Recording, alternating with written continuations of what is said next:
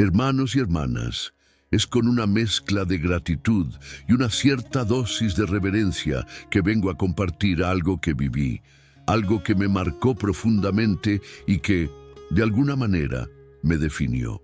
Mi nombre es Juan y muchos me conocen como el discípulo amado. Pero antes de que me llamaran así, yo era solo un pescador, hijo de Zebedeo, allá en Galilea. Crecí con el olor a pescado y la rutina de las redes. Con mi hermano Santiago. Teníamos un carácter fuerte, ¿saben? Un temperamento explosivo que nos valió el apodo de hijos del trueno. Éramos ambiciosos, impetuosos y, para ser sincero, creíamos que lo sabíamos todo de la vida. Pero entonces la vida nos presentó a Jesús y todo cambió. Recuerdo aquel día como si fuera hoy. Estábamos reparando las redes, un trabajo interminable, cuando Él pasó. No era como los otros maestros. Había algo en su voz, un tipo de autoridad y una dulzura que te atrapaba. Él nos llamó, y sin pensarlo dos veces, lo dejamos todo. Dejamos el barco, la familia, el sustento. Parecía una locura para los demás, pero para nosotros fue la decisión más natural del mundo. Pedro, Santiago y yo terminamos siendo los más cercanos, los que veían de cerca sus milagros, sus lágrimas y sus enseñanzas más profundas. Yo veía cuánto amaba a la gente y eso fue transformándome por dentro, deshaciendo aquella ira y la impetuosidad que me consumían. Uno de los recuerdos que llevo en el pecho es el de la transfiguración. Me acuerdo de subir aquella montaña con Pedro y Santiago, el sol ya poniéndose, la brisa fría de la tarde subiendo con nosotros. De repente, el rostro de Jesús empezó a brillar. Sus vestiduras se volvieron blancas como la nieve y Él estaba allí, conversando con Moisés y Elías. El miedo me invadió, un temor reverente, porque aquello no era algo que viéramos todos los días. Era la gloria de Dios manifestándose justo delante de nosotros.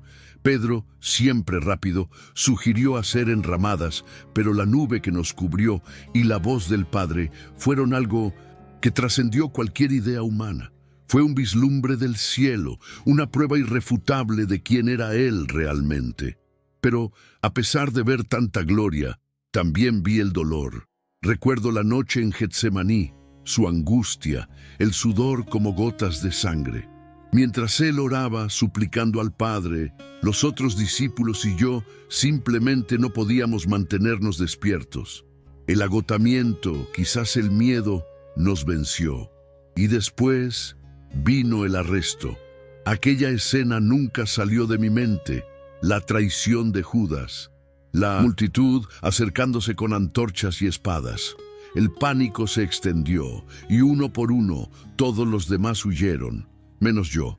No sé exactamente por qué, quizás era una mezcla de terquedad y una conexión que no podía romper, pero algo me impedía irme. Necesitaba estar allí, aunque mi corazón estuviera hecho pedazos. Ver a Jesús en la cruz fue lo más desgarrador que he presenciado. El ruido de los martillos, las burlas de la multitud, la sangre. Yo estaba allí, cerca de María, su madre, viendo el sufrimiento en cada fibra del cuerpo del Maestro. Ya no había la gloria de la transfiguración, solo el dolor bruto y la humillación.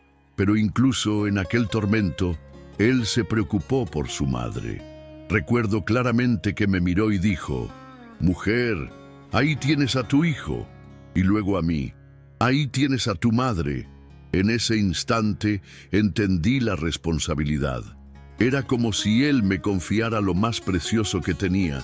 Y a partir de aquel día, María se convirtió en parte de mi vida, de mi familia. Después de la crucifixión, la tristeza era abrumadora.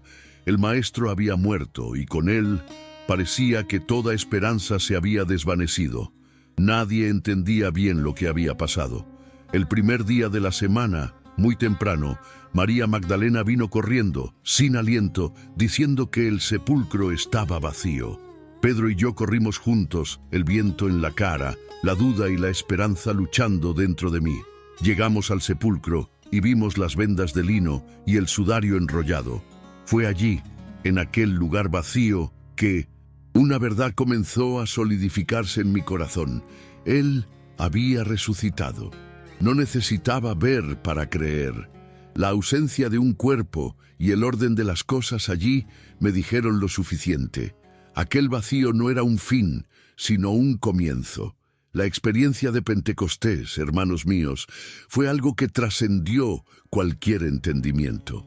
Después de la resurrección y la ascensión de Jesús, nos quedamos allí, en el aposento alto, medio perdidos, medio llenos de una expectativa que ni siquiera sabíamos nombrar. Y entonces vino un sonido como de un viento impetuoso que llenó toda la casa, y algo que parecían lenguas de fuego que se posaron sobre cada uno de nosotros. De repente, empezamos a hablar en otras lenguas, cosas que nunca habíamos aprendido. No era un balbuceo sin sentido, eran palabras claras que personas de diferentes naciones entendían en su propia lengua. Fue la prueba viva del poder del Espíritu Santo, que nos llenó de osadía y nos capacitó para seguir adelante, sin miedo. A partir de 1900, aquel día mi vida nunca más fue la misma. Aquella impetuosidad de hijo del trueno se fue transformando en un amor profundo, una pasión por la verdad y por Jesús. Empecé a entender que lo esencial no era nuestra fuerza, sino el amor de Cristo que nos movía. Comencé a liderar iglesias, especialmente allí en Asia Menor, en Éfeso. Era un desafío enorme, porque la gente tenía muchas dudas, muchas herejías empezando a aparecer. Pero yo siempre insistía en lo mismo. Dios es amor. De todo era el centro. No era una teología complicada, sino la esencia del Evangelio, algo que el propio Jesús me enseñó en cada paso. Después de aquel episodio, seguí siendo el profeta de David y nuestra relación se transformó. Él me escuchaba con más atención, con un sentido de humildad que antes, quizás, estaba un poco opacado por el poder. El Señor me usó para guiar a David en otras situaciones, para traer consejos sobre el templo que él deseaba construir e incluso para tratar con la sucesión, asegurando que el plan de Dios para la línea mesiánica continuara a través de Salomón. Fue un camino de fe y de aprendizaje, viendo cómo la obediencia y el arrepentimiento pueden redirigir el curso de la historia, incluso ante los mayores errores. La mayor lección que saqué de toda esta experiencia no fue solo sobre confrontar el pecado, sino sobre la fidelidad incuestionable de Dios. Incluso ante las fallas más graves de sus siervos, Él no abandona su propósito. La parábola, el dolor del arrepentimiento, de David, las consecuencias que vinieron, todo eso sirvió para moldear no solo el carácter del rey, sino también mi entendimiento sobre la profundidad del amor y la justicia divina. Fui testigo de primera mano de cómo Dios, en su infinita sabiduría, puede usar incluso la caída de un hombre para glorificar su nombre y demostrar su poder de restauración. Es algo que me infunde temor, sí, pero un temor que nos acerca a Él. Esta historia no trata solo de mí, ni solo de David. Trata de la naturaleza de Dios, que no se conforma con la superficialidad. Él busca el corazón, la verdad, y nos enseña que por muy alto que estemos, o por muy grande que sea nuestra falla, su voz de corrección viene para rescatarnos. La humildad de David al aceptar la reprensión fue tan impactante como la osadía que el Señor me dio para hablar. Aquella experiencia me marcó para siempre, demostrando que la obediencia a la voz de Dios, aunque dolorosa, es siempre el camino hacia su bendición y hacia el cumplimiento de sus planes. Hasta el día de hoy, cuando pienso en aquel día, todavía siento un escalofrío y un asombro reverente. La forma en que Dios orquestó todo, usando a un simple siervo como yo para tocar el corazón de un rey, es algo que supera mi entendimiento. No fue fuerza militar ni sabiduría humana. Fue la verdad venida del Altísimo, entregada de forma inesperada, que hizo que el orgullo de un monarca se doblegara. Esta experiencia grabó en mí la certeza de que la intervención divina no se explica por lógicas humanas, simplemente sucede de forma inexplicable y perfecta, transformando todo a su alrededor.